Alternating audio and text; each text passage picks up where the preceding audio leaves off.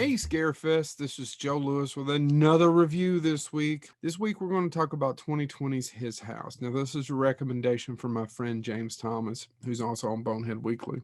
And His House is an odd little film. It's similar to a lot of things I see now, where horror and race relations and socioeconomic and ethnic backgrounds are all kind of blended in together.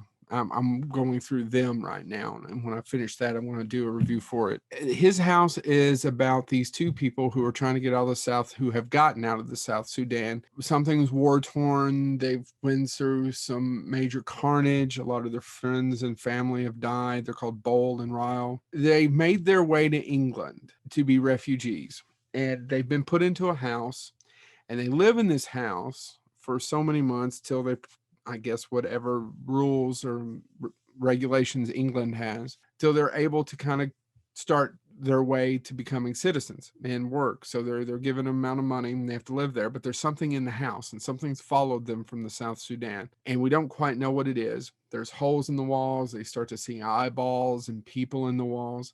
It has a small role from Matt Smith, or any of you people out there who are Doctor Who fans or the fans of the Queen. It's written and directed by a guy named Remy Weeks. I wasn't familiar with his work, and he's done a lot of short films before this, and he's very talented. It's a very good story.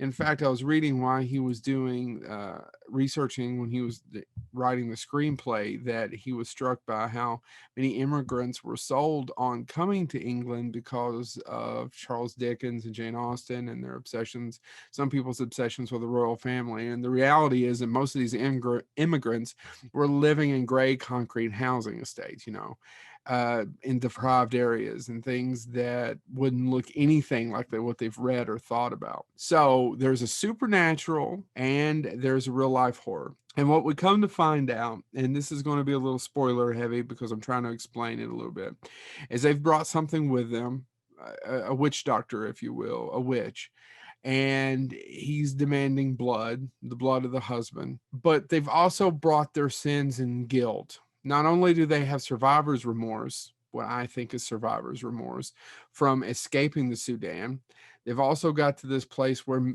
not everybody wants them there.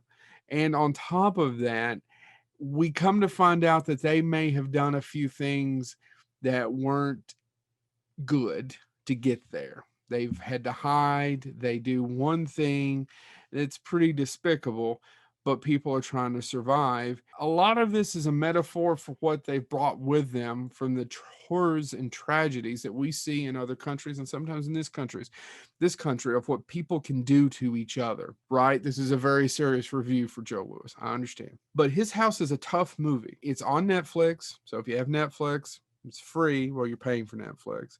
Should you check it out? Yeah. Yeah.